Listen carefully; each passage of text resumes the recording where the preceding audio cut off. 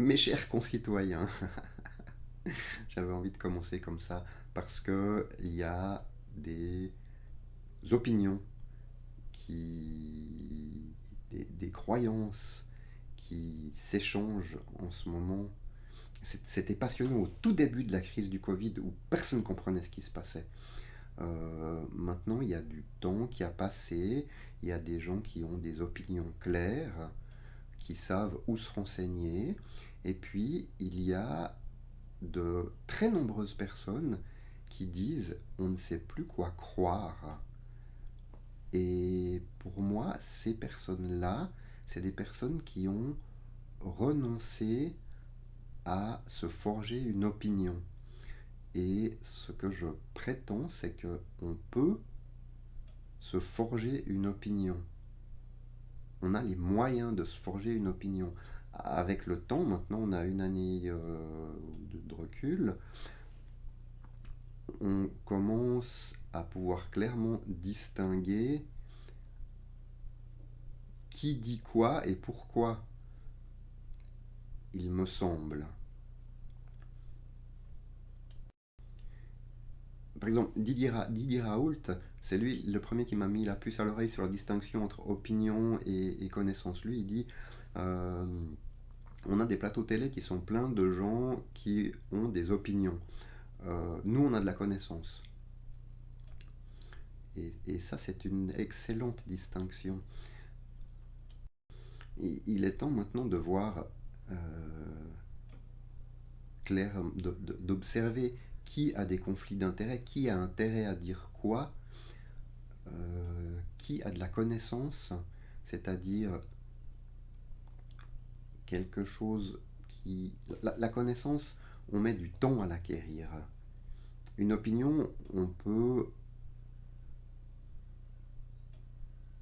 en changer rapidement d'abord, euh, on peut en avoir sur tout et n'importe quoi, et puis ça n'engage à rien d'avoir des opinions. Des croyances, on en véhicule plein à notre insu. C'est un monde fascinant, les croyances, hein. Elles circulent, il y en a qui viennent de nos ancêtres, d'autres qui viennent de la rue. C'est quelque chose qui... C'est un monde très mouvant, les croyances, qui est très intrigant à observer. Et la connaissance, c'est vraiment la systématisation des observations, une systématisation qui est mise en œuvre pour définir le réel à un moment donné. Parce que même la connaissance est susceptible d'évoluer. Donc oui, je pense qu'on a les moyens de se forger une opinion en allant écouter les personnes qui n'ont pas de conflit d'intérêt, qui font un travail souvent bénévole, ou des personnes qui ont un cursus solide derrière elles. Moi, je trouve que on voit les personnes qui respirent l'honnêteté et qui respirent le travail fait pour acquérir de la connaissance, et qu'elles sont assez faciles à distinguer des personnes qui ont travaillé pour acquérir du pouvoir ou de l'argent. Ça me semble déjà être des très bons critères pour savoir qui dit quoi et pourquoi. Et donc, c'est des critères qui peuvent nous aider à nous forger une opinion. Par exemple, en ce moment, pour moi, ce que dit le gouvernement suisse n'est pas du tout crédible. Désolé, désolé Alain Berset. Il a le même prénom que moi en plus, notre ministre de la Santé, chef du département de la Santé. Le département de la santé, euh, actuellement c'est sur Google, hein. On ouvre une page Google et on a l'opinion de la Confédération sur le Covid. Et cette opinion, elle est basée sur quoi? Elle est basée sur l'opinion de l'OMS. C'est normal quelque part. Le peuple a besoin d'être guidé dans ses croyances, ses opinions, et donc le gouvernement se tourne vers quoi qui est crédible? Eh bien, il se tourne vers l'OMS. Or, il se trouve que l'OMS doit sa réputation à ce qu'elle était il y a 20 ans. C'est-à-dire qu'il y a 20 ans, 30 ans, l'OMS était financée par les gouvernements. Et donc, c'était peut-être une grosse machine à paperasse, mais c'était une machine qui travaillait euh, indépendamment, qui travaillait honnêtement. Et puis là, ça s'appelle toujours la même chose, ça s'appelle toujours l'OMS, mais le contenu a changé parce que les financements ont changé. Actuellement, l'OMS est financé à 80% par les pharma. Eh ben oui.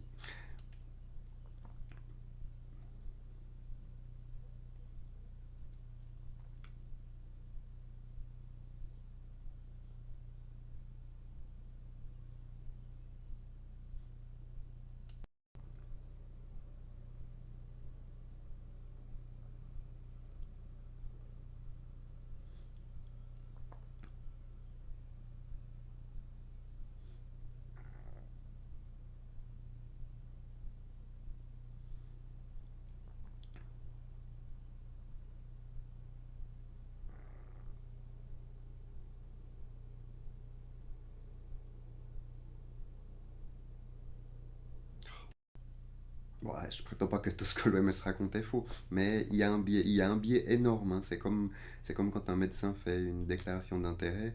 Si l'OMS faisait sa déclaration d'intérêt, il perdrait toute crédibilité immédiatement.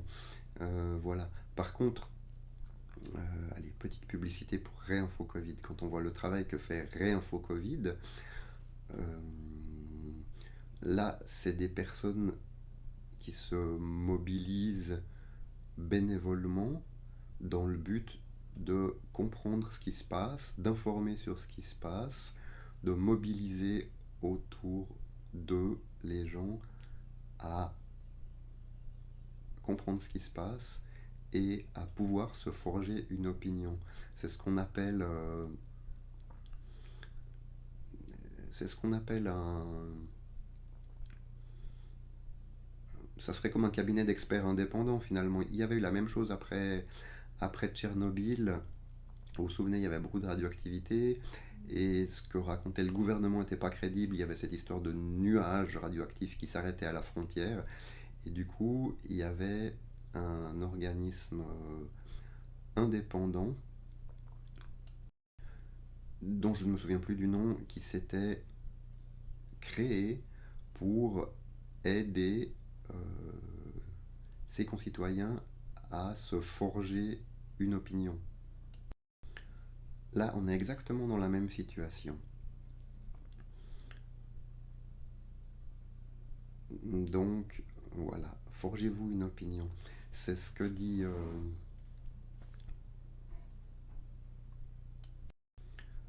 Franck Lepage des conférences gesticulées. Il dit la démocratie, c'est pas quelque chose qui est naturel. La tendance naturelle d'une société, c'est d'aller vers la dictature, parce que c'est beaucoup plus facile. Et donc, il faut faire de l'éducation populaire. Il faut faire de l'éducation populaire, il faut faire un travail euh, citoyen pour améliorer la connaissance les, dans ce qui se passe au niveau de la société. Euh, et parce que des gens informés deviennent des gens compétents, deviennent des gens qui ont des opinions et deviennent des gens qui ne peuvent pas se laisser faire, qui ne peuvent pas se laisser manipuler aussi facilement. Actuellement, ce que j'essaye de faire, c'est la même chose à un autre niveau. C'est la même, en toute modestie, hein, c'est ma petite pierre. Moi, j'espère avoir des collaborateurs, dans le sens où réfléchir seul, c'est moins rigolo que de réfléchir à plusieurs. Donc, j'aimerais interviewer des personnes du monde de la santé et de la recherche pour aider mes chers concitoyens à se forger une opinion. Parce que c'est une bonne garantie contre la venue de dictatures. J'ai beaucoup voyagé quand je le pouvais encore et j'ai souvent constaté que la pauvreté extrême, elle est très souvent le fait de l'ignorance. La pauvreté est liée à l'ignorance. Moi, je voyais dans des pays avec des richesses naturelles extraordinaires, des personnes extrêmement pauvres parce qu'elles n'avaient pas de connaissances pour extraire de leur environnement les richesses qui y étaient. Et quand je dis extraire, ça ne veut pas dire nécessairement quelque chose de brutal, hein. Récemment, j'étais sur une petite île grecque. J'y avais un ami scientifique qui distillait des huiles essentielles.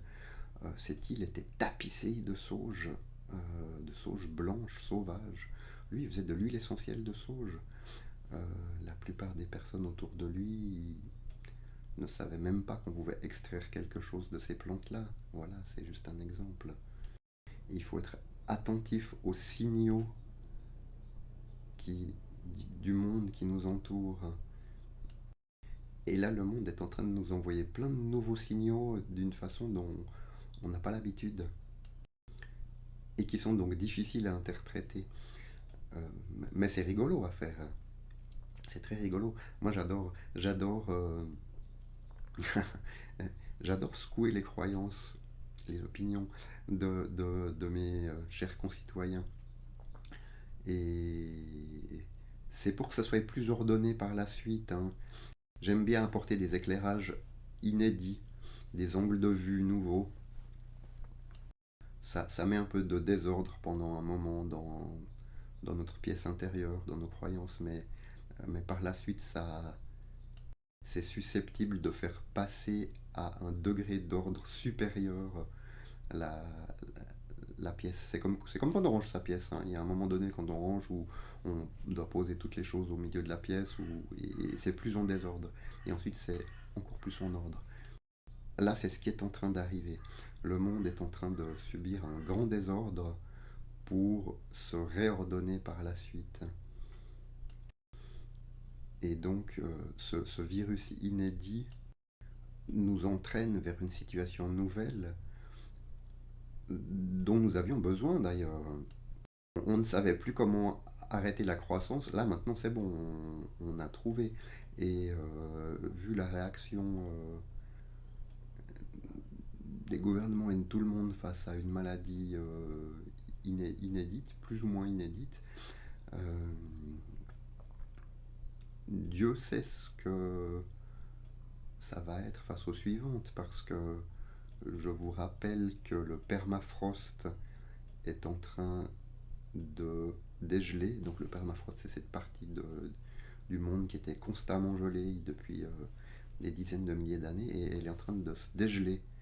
Le permafrost, en se dégelant, libère des virus et des bactéries qui étaient là, dormants depuis des dizaines ou des centaines de milliers d'années, euh, et qui donc reviennent à la vie et reviennent dans notre environnement.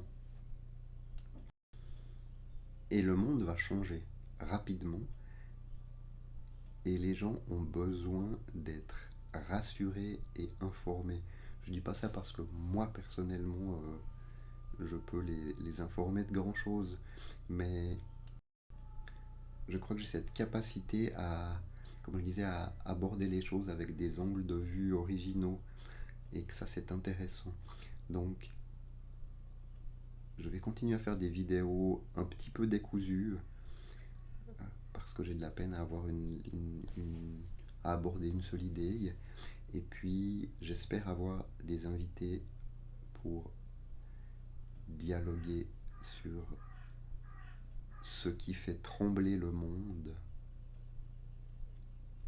et sur la crise systémique, notamment en médecine. Voilà, c'est tout pour aujourd'hui. Merci pour votre écoute. et une bonne journée.